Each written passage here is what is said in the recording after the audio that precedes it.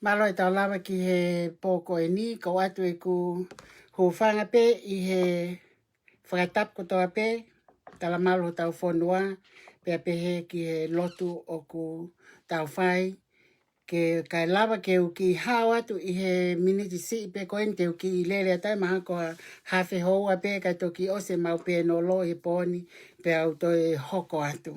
Ka ko lota pe ke uhi ke u ki o atu pe he mau pe no lo he tataha tau noa, ka te o atu pe te uki lele pe o ki o watu pe ha minite ua nima pe tau noa ka mau toki pe nolo pe ki mua pe he taha ua mau o stari atu pe mau pe nolo ka e lava ke u whakahoka atu pe mei atu pe ki o ngongo mei Amerika lahi. Ko hiko ne whekau kau aki koe angahi mea ku hoko he lolotongani I Amerikani whekau kau aki ia ke tau patoa. I kai ngata pe a tau tolu patoa koe ni Amerikani ka koe patoa I New Zealand, mo patoa I Australia, kai tau te fito ki he patoa koe I Tonga. Pa koe uhinga pia ko ki hu mai ko laivi atu he kono uhinga o ku lahe ngai mea ko ku hoko pia ko whetuia ke ngai mea koto a pe ko tau toi pe wike valu ke tau aho fili. Ka ku lahe ngai mea koe ko tau popu to oai hange pe koe ko mawahe siao si moe o wha o e pāti peki hono wā aia koe peki uraki koe te whakamahino I atu pe ia kau toki hoko atu. Koe tau patoa koe I tonga eiki. Aini koe ku iai. Na e mawahe e palemia se aspohiwa. Na e mawahe ia o ne foto e ia le sisita non-profit e ia e ne pāti koe pāti ai kakai. Pe au I le vai koe PAC. P-A-K. Koe PAC uluaki ia. Koe pāti koe na se aspohiwa. Koe peki hono waia he koe pāti ai kakai. Koe peki hono waia. Peki ulaki, koe peki a se ausi a palemia, pohiwa te one toa. Peki hono waeni, koe peki a se ausi pohiwa. Ka koe aia lewa koe peki ai foha o akilisi. Pea koe pāti koe hono tolu, koe pāti ai patoaia. Tai milahi ngau e ki pe pāti ai kakai ke he pāti koe a se ausi ka kofeinga, ke mahino ke kakai toko lahi, he ku lahi kakai ia, I heni, tatau whito na nau mui I he kolopolo. O ke mahino e ka nau taupe ko whē pāti ko nau o popo I ose nau mawahe koe me he kolopolo. Nau wha mahino ka nau tolu aki ai peki uluaki, peki hono ua si ao si pohiwa, pea moe pāti ai kakai, koe pāti ai patoa, pea moe koa team.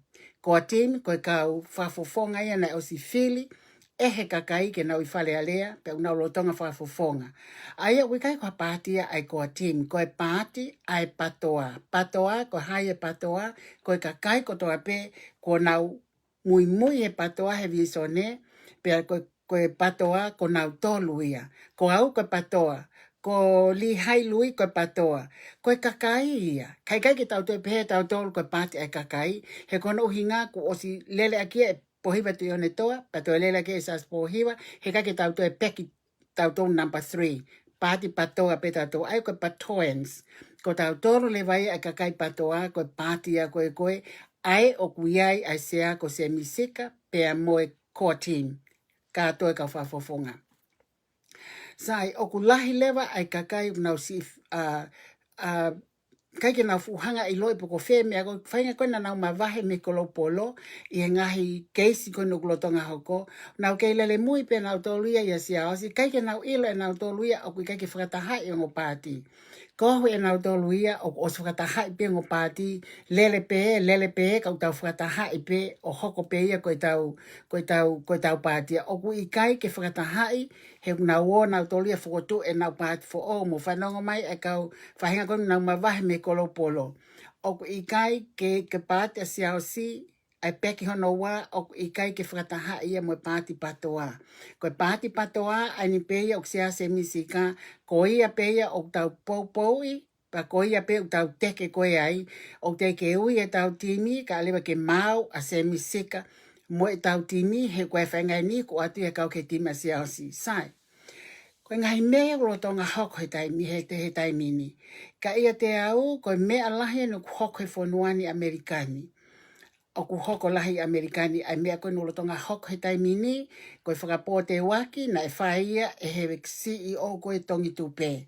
Na ne haea ai fo i toko tolu, ke nau to tongi ai fo i toko taha ke he ono mano. Koe talanoa koe ni, koe fax mo oni ni koe me fale hopo, he kulotonga whakatotolo, ai hopo koe ni e he federal FBI's, pea moe kau whakatotolo koe investigators, ai pule anga o ikai koe State of California. Koe keisi koe ni ko ulotonga hok he tong tupe. He hire e he CEO e tong tupe ai fo i toko tolu o totongi ono mano ke toko taha ke na wo o whaao mai ai paperworks koe o e tongi tupe mea whakalao whikau aki pea moe tax department. Pana ave ke whewhine koe ni kono hingoa ko tau whaahau, o kai koe tau whaahau tu pou wha, pe kono hingoa pena ko tā uwha. Ai kono hingoa loto koe ahau, kono whakaiku koe tau a te walu. Koe whewhine koe ni, o ku ngā lotonga ngā au e ia, ki he waa o e IRS. Koe IRS a ka inga koe Internal Revenue a tax department ia ai federal. Ai o kuilewa koe IRS a koe Internal Revenue Service. Koe tax ia ai federal. O kuua maupe tax ai tangata citizen Amerika pe koe fefine pe koe tangata o wai koe ene green card. Ai a lewa koe taxi o kuua. Te whaile te tax a kita ki federal ai o kuia koe federal tax ia o te whaile koe ia. O te totongi ai, kai whenga ko kai ke lahe nau income o nau te refund pe me ai. Pea koe te whaile ke he lewa te state i koe pea moe State of California. Pai longa koe hao business i he kolo, i he county, i he state, te ke toi whaile ke he ho business tax. Sai, koe office koe ni koe o IRS, ai ko internal revenue ia, o kui i he county koto pe. County o anta ai e kolo e valu au ke ngofulu au ke tahaua. Ai koe county en koe i Salt Lake City, ai kui ai koe IRS office, koe building koe ni, moe parking koe ni, koe federal property ia, as I state of Utah. Ai koe ne tu koe ai koe kau ngau e koe ki ai koe kau ngau e whakapure anga ia. Koe kakai o nau they have the government job o nau ngau e koe ni i loto ki ai. Paku tau fia koe ki whewhine koe ni a tau wha ahau tau a te walu o ku ngau e lotonga ngau e whapure anga i he IRS, i he Department of Tax. Sai, koe alu koe ni koe whaitokotolu koe ni na e haea e he CEO e tong tupe. O taus ilo ko toka pe ko tilila, si o la samshai hono hingoa. Koe fu CEO e ni koe tong tupe, na ne haia fu i toko tolu koe ni, to tongi ono mano ke toko taha, ke na wo kumi o whaao mai, ai umea na i he whewhine koe ni, pe koe na umea na ni teu ke ni hanga submiti ke nau, ki he IRS ko uhi ko ngahi taxi ngahi mea ko koe na e whai, he tā ko ana te ke ha mea i e lesisita. Ai a lewa mahana e longa ta ahinea mo e umea o whenga i ha whaunga he kai ke whau i ha whaunga kākā. I he mea koe na federal he kono uhinga e ngāi pōpula iai. Ka koe mea koe nai hoko, tuai mai koe umea hanga lewa e ia o ate whitotolo koe ni ke o kumi i mai ai o ke o ke tahine koe ni, pea ka nau alat koe ke o mai kai ke o mai tā e nau tolu ia e tahine i he pākingi koe ai federal ai IRS. Pea koe mea ia nai hoko na nau tā a ke fu matapā koe ka ke have hono tawhaaki koe hono tawhaaki tohema. Pea kai koe ke nau lawahe nei toi hau ia huki ka pa kou tui pia maha koe tahine mahalo ki sino. Mahana kai ke whaingofua ne tāpuni i wawe ai mea lele o whakamo ui. Pe te ne hanga o tāpuni kai ngau e ne mea lele ka na nau iai ki nau tolu o toko tolu hono o hofi koe mono tā koe mea utau ia tau tau ke whakapote waki. Ai whainga tō onga koe ia. Koe haia hataha ke alofai hata mate pe koe alofai koe tā koe te waki pe ia ke whakapongi.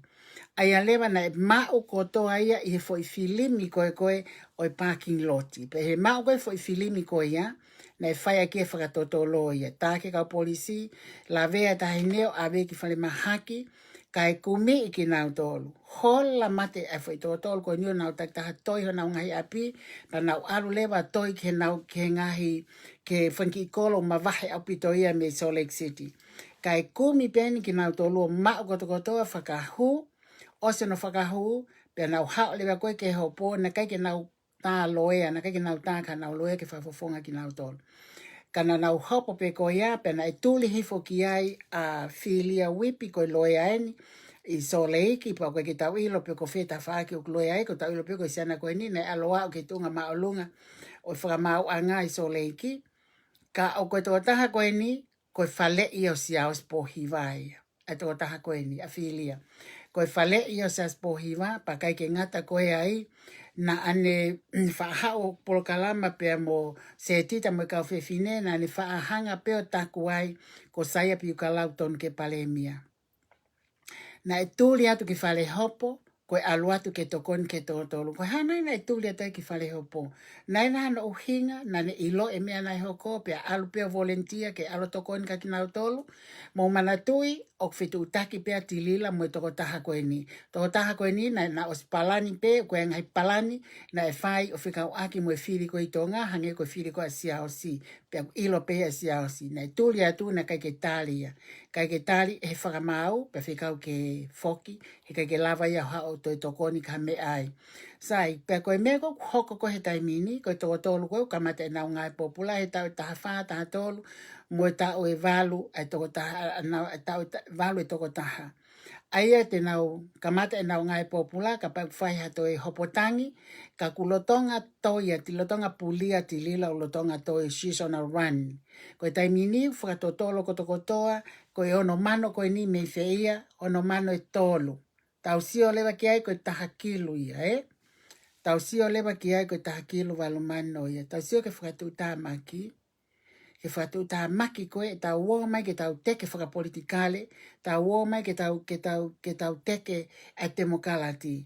Homi tau tolu o kamata e langa whakaekonomika, aki a non-profit organisation koe ofa ke masiva. Koe tau whihala aki ia. Koe tau uo mai o ala ke mea au kai ke tō tonu, koe foi lea koe patoa, koe pāti demokalati, koe democratic movement ia. Na nauhanga ai koe patoa ofa ke masiva, for the poor. Taim kona le sisita i Sacramento, kai ke iloia e he office secretary of State of California, koe o whaika le sisita business, koe o whaika le sisita non-profit organization, kai ke na uira nau tō koe patoa, koe fo ilea ia koe ia ko hono meaning koe democratic movement. Kana e whai aki e nau kore koe e nau laiseni non-profit, o whai ake ngai fundraising koe nuk nau whai. Koe mea koe ko whaka mea pango ia ai, o ke kau kandidate tonga, pa te uhanga pea o ato nau hingoa ke nau iloi. Ko lele iufi no sila, ko seli tua kalau i vavau, ko Tommy Fa. Na nau kaunga ki he fu chat room na e whau e tilila, i he nau kolopolo, na nau whakataha ki ai, i he kamata ai tong tupe, o nau whau ai, whau whakataha ai, pea moele si sita koe na e whai ke hingoa e patoa i vavau. Koe kamata mai a koe nau whatu koe tongi tupe. Aki nau tolu koe ia. Pa koe mea koe o kou ose ai koe e kutumu, koe talanoa ina e toko taha to tonu pe, na ne ihe ngahi set room koe na nau hau me ngai whanua ke he mo Amerikani, o nau wahe ole ngahi set room ke laalanga, set room ki he loki talanoa, ki he laalanga, ki he toko naki mei tonga, ki he tongi tupe, ki he hapa, na e kau mai me kau tangata koe ni, ki he mea koe ni koe na e whaunga koe tong tupe. Na nau pehe koe tahaini pa whakamea pango ia na i kau pe ki ai pia mo whiao talaki vaiola na i kau mo ia ke ngahi koe. Aia koe foi loktala noia e taha koe kau CEO me ngahi nima koe CEO. Ka koe mea koe whaatumtum mo he amana koe ki tau hopat koe patoa ke whai koe ki tau hopat ke patoa koe tau ni. Koe mea koe ko nofo koe o tailili koe ki ai. Koe kau whaafofonga. Anau tolu koe ni koe kau candidating. O kou hange koe, o kou whakakau kau, na nau ilo ngai mea koe ni pa nau ilo i mea ngai mea koe no tonga hoko i Amerikani. He koe pa anga koto kotoa pe e alu ka ki nau tolu, na e alu ka nau tolu ki vavao. Panga koto kotoa pe na e alu i he Western Union, na e alu i he MoneyGram, na e transfer whaka accounting, o hangaton koe ki ai. Fa alu ngai account ki he accounts koe ngai panke. Kai ke ha mea puri mea Amerikani taake mea koto kotoa ia ki to ai koe ki ai. Pea kou nofo whakao kau, ka pau ke tau teke at koe ni ke patoa, pea nau alu atu, pa nau lava ki whalealea, o kei ngā unu atu e ngai mea koe ni koe Amerikani, lo tonga e nau tangu ti whalealea i ti sema mo whia fua, ku alu atu e kau whatotolo, o mau nau tolo na alu atu e ngai halanga pa anga ka ki nau tolo, ko ngai pa anga uli, ko ngai pa anga scam ia ko alat koe meheni, na alu mea tilila, he koe pa anga kotoa pe i he akauni a tilila, e whatotolo pe o lelo tau ki tonga. Pea ku sai pe kau kanti teiti, o ki sai pe ia. I long hata ko manawa si a si aosi, he koe whakafofonga lolo tonga ia. Ai koe kau whafofonga koe nko, ko ilo koe koe na nau lave mo nu i he ngahi paanga koe a lele yufi. Ko lanu mata me he vahenga koe na koe, ai koe la paha mo talafo o, ko ai maha ko vahenga valu pe ko vahenga fia ia. Ana koe ta motanga o ilo isnai cheki. Ai ko nau tolu, ko fane, ka koe mea pe, mahino ka fane na ne u container anaia nai o mai, ke whakataha watu, ke whakafoki, ke hono vahenga. Ka ilonga ia na mau e ngai pango, mea koe ni kai ke pulia, pe ko whakamea pango ia, ko no uhinga koe kau kanti teiti, na nau whela vei, mo ngai paanga, na aluatu me kolopolo, na aluatu me hingoa tilila, aluatu me ngai hingoa e nima tilila, o ave ke kau kanti teiti, ke tokon ke akapulu, koe hafu ape, neonga na ia ngai container, na mai o whakataha watu, ai contents o whakafoki ki tonga pa koe ngai menina kai peke toi whakafoki ia. O ku ke i sai ange kau kanti te ka i longa ia ne whafofonga na ane mau e ngai paanga na i fōua atu me he tongi tupe, me he CEO, me kau ngawe ofisi, koe ngai paanga koe ia, koe ne huke pe Amerika tahataha pe umea koe ni, koe huke pe me hen ki ti sema, koe ne efu pe koe na moa ki ti sema mahala ko oka taupa pe ko efu katoa, ai mingi mea koe nuk lotonga whai koe Stocktoni. He kotirila, ulotonga hola takai holo he taimini, kau kai ke futokanga kia pure anga ka lewa ke nau whai ai umea koe ni ke malawa ia. Koe mea koe na si toa e kakai, na peheni ia, na tala e tilila, e CEO ke kau mui o au ki Australia mo New Zealand mo whia fua, ko hono mali koe American Indians. Pea koe kau intia koe ni Amerikani, o koe ke nau totong tax. Pea koe kau intia, unau me nofolo pea nau tolo nau reservation, nau ngahi e elia, ai au me lahi pe ke nau nofi na tolo hange koe primitive, hang koe nofo koe a kau Alaska, koe kau Canada, ko nau no me ke nau nofi pe nau tolo, ho nau kele, koe ke nau totong tax, mo nau ngahi family, pea koe nau wako, whenga niu koe ke nau totong iako, na tala e tilila ko hono mali, oku Indian, pea ku kau ia he kau poate o ngahi kasino koe, he koe kasino mo ngahi kasino lalahi, mo ngahi ngahi whatupu paanga lalahi koe anau tolu, o mei alo e kakai tonga, mo kakai koe ne whanua unau alu ki ngahi reservation, he ku iai a ngahi kasino, koe mea ia e kau India, a ngahi ai foi pureanga koe kau Indian, kau American Indians. Pau nau alo nau tō kai hange ko ngai pinko la lahi ko lau mano o lau mano mo lau kilu nau mea ofa ake ai ka o ku kilu moe. Mo ngai mea koe ia. Nei tala tirila ke ne kau mui koe ne tong tupe koe nau paanga ko avia invest ia i he hono mali i he ngai kasino koe ia he ku kau i he ngai poate koe a kasino. Mo wakai angea ke ku kono whakamatala mai koe ka te au e kakai tonu na nau ihe mole nau paanga pea toe no atilila a CEO me nau ngahi mātua. Pea koe whakamatala mai koe ni whakamatala tonu na i loto ko uhihe ko nau aho nau mata o kamata ke nau foki mai ki he pāti koe ai patoa. Ki he pāti ai patoa mai koa tim ke nau hoko atuai ko hono uhinga ko nau māma nau mata o iloi na i kai ke kaunga o kulotonga nofo pe ai CEO ia mo hono mali og na nof pe na waya I he low income housing ia. American ko affordable housing. Og na nof wa he fitu ko na nof wa he Bay Area, I he Bay California. He ko manatu I ko na fai ko fatotolo ma u case a aku mo paia he lota ai na malawa I ke mai lo I na nofo I affordable housing. O kai low income ke kakai o kai ke hana income lele o kai affordable housing o na nofo ai fatata ko na ngai vahinga.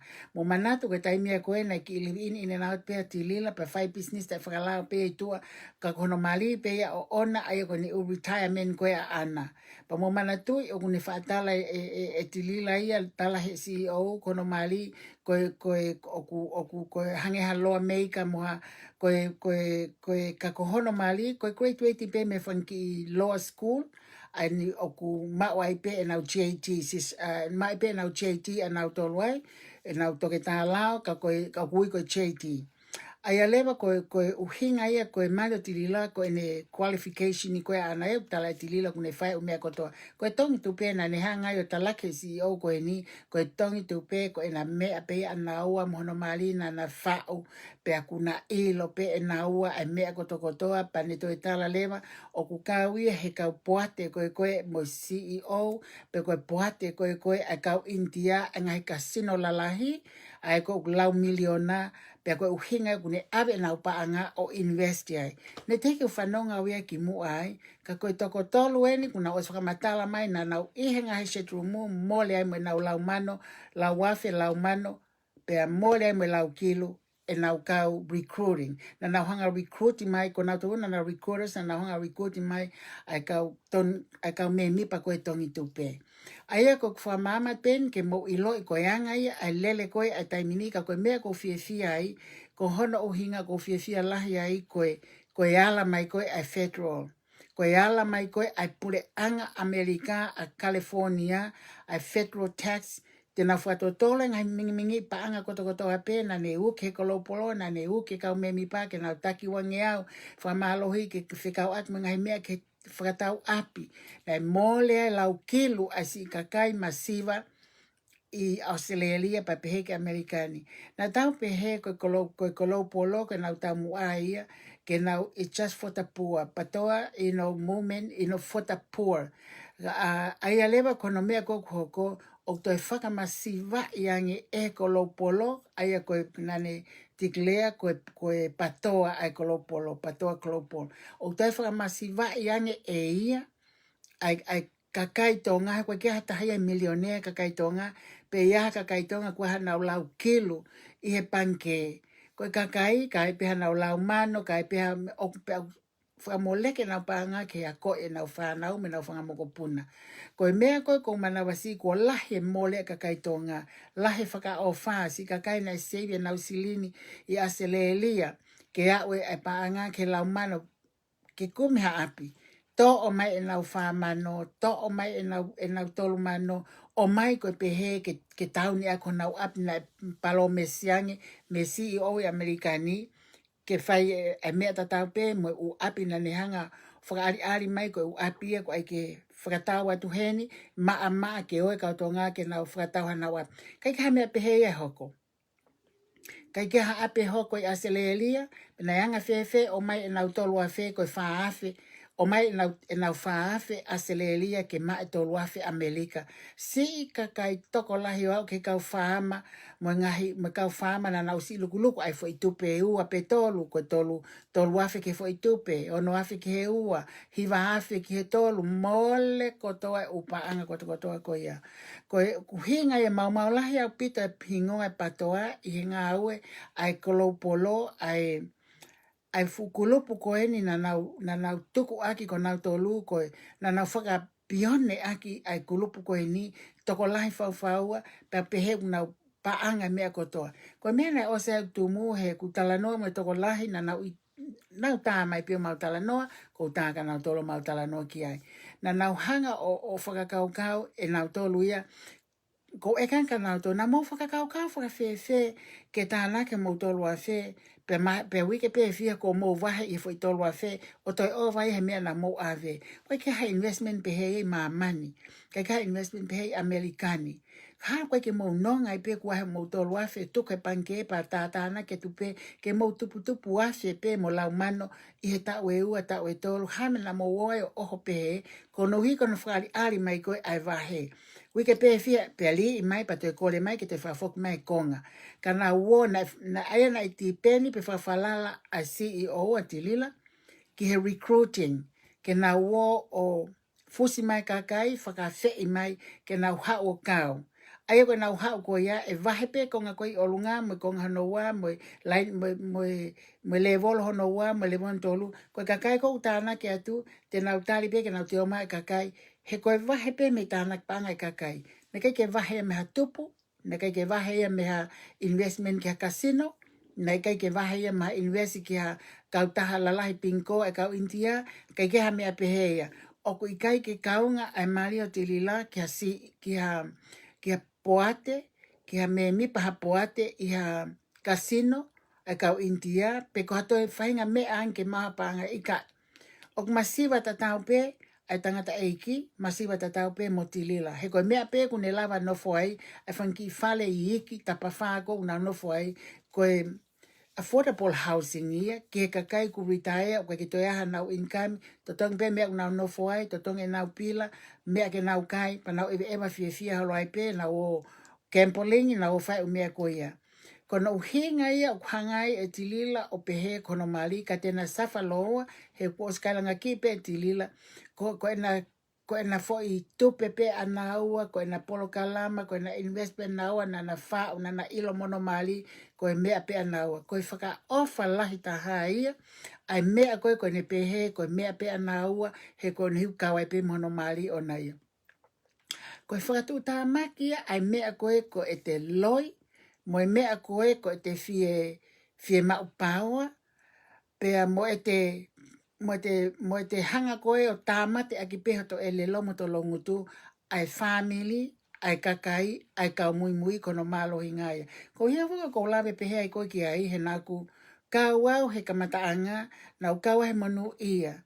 Nau aluatu peau ki ai, te eke ose mahina to luko osi siau ke nanunga, os mawahe au mei ai. Pana ilo he tapa toa ko toa pena, ne tapa la si ai, pana hoko ai o tautou laivi, nau tautou laivi pe awia, ono whakawhepa ki, neonga ne whakamana mana, mo ngahi mea ko toa ko ia, pe neonga ne ai pe mo ku case, civil case, he ne whakaongongo kovi, pe ai pe mo case a pae a ta ai, pe neongo ai ngahi mea ko ia, kana mau falala pe ko uhi ko penetamics, e alwal mamari e pe. Kai ne tu he taimini, o mausio ke whakaotua, hono ta ofi whakaotua pe, ai mea koe ni koe hono hanga e tilila mau e atamai e kakai, pe ne hanga lewa o whakaauha e si mau anga mo e kakai, mo nau si se niti o kua mai o tauhi, se niti ai whae, se niti ai tamai, ko nana nau si tātā naki pe, me nau whangaki I paanga saving anau tolu na nau ngā ue mateaki li o ki ai he ngahi tau ki mo atu. Ko e mea ia o ko nofo koe o whakakau koe ki ai, ue sia kakai kotokotoa pe, kai ke ngata ue sia kakai kotokotoa pe, ue sia ai mo ngahi mātua, ue sia ai mo ngahi whanau, ue sia ai mo kakai tai patoa, he ngahi mea kono ko kai whawhetai ke eiki, o ku hoko ai lavea, ai whewhine koe ni, I he wheitu whakapureanga o whonuani, ke la mo wheitu totonu pe ke hoko ai. Neongo nane safa, pe neongo nane ai whewhine koe ni, na mei mate whawhitu taha ai hono tawhaaki koe na o taha no lari aki koe o fumata pae ka kusi kei mo ui pe, si kei talanoa mai pe hono interview, koe interview maalia na ustu whakatu ki mautou, na e whai interview koe ni, na e whai ko Eleni ne hoa, kana ne hanga interview I tau wha a hau tau a te walu.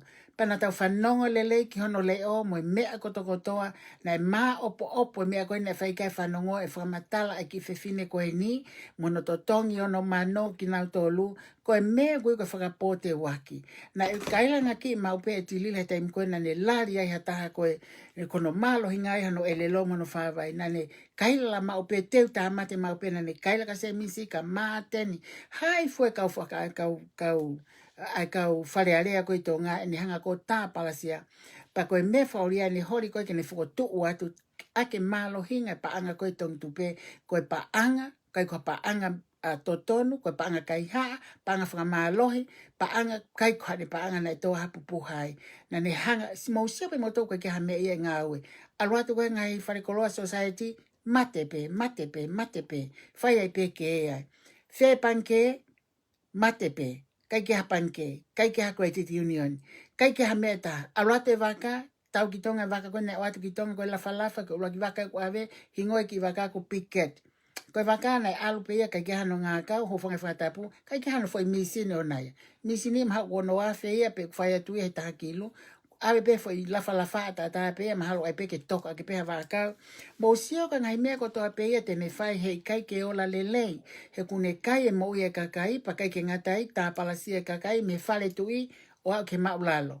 Ko ia pe kai ke whai ke ne lea, ko ani pe, so kai ke whai whewhine koe ke lea, ngalo iai ko whewhine o ngā aue, i he pure anga, i he government. Hanga le vaia o ate whi toko tolu, ke nā wō nau tolu whakapote waki, ke uhi ke lawa, pia totongi pa pehete nau longa, ke ha mea puli mea Sihova, i he kakai tonga i Amerikani. Pa kutonu ke ue tau kapo, e ngai mea koe ni, ka tau lawa, ke whakamaa ngai mea koe ni ia. Ta tau te wheka i tau tau patoa. Koe aia ke tau wō atu mo ia, ue sia e tō tahako toa pē, na ne kai ngai paanga, koe kua paanga nai tō hapupoha. Na o kai ngai paanga nai whehu ake ngai paanga koe, na o whai ake ngai campaign, pe ku whai ake ngai hafua. Koe paanga koe ia, koe paanga lo i matai paanga ia koe ia. He ku tangi kaka ia ma mahi o nau loto, he koe nau si paanga mohe ia nau tō nei, na e se ipa nau si pehe te nau whakatupu he. Whele ngai whakatupu paanga pehe i Amerikani. O kia e middleman ia, pe o ke ave mea ia o lawa ki whakatupu paanga i he right way, pe koe whonga totonu, pe aku mole lewa ngai paanga koe ia. Kai ki tau amana ke hoko mea koe ni, na tonu pe ke mahi no isi kakai poto whakata mai koe ni, kakai unau ngā ue tau lahi nofo hen, nau si lele mui koe whietokoni ke he patoa. Komo he fu keti koe ni katoa paanga koe ia, auhanga maalie. Koe mea ia koe ku tau wako mea iai, ke tau mao e ongo whaka o tua, koe tau alu ka wheitu waha whili, pe koe tau alu ka wheitu o kuiai ha kovi, pe koe tau alu ka wheitu o tau osi o ngoi, pe tau tau wheitu koe ni koe tongi o alu kia, tō taha koe ni o ku kaike mo oni, o ku te papaka pe kita ia ma wahe me iai. Pa ko whawhetau he iki he nau alu pe au ia, pau mai ongo ko ia, pau ma wahe pe au ia, he te he raki mahina i tolu, pe ko hao au iai. Newa nai no pe ia au ka panga valungi au, ka koe panga valungi au nei toho to pupuhai. Ne lohi aki pe au, alu apita pe au ia me iai.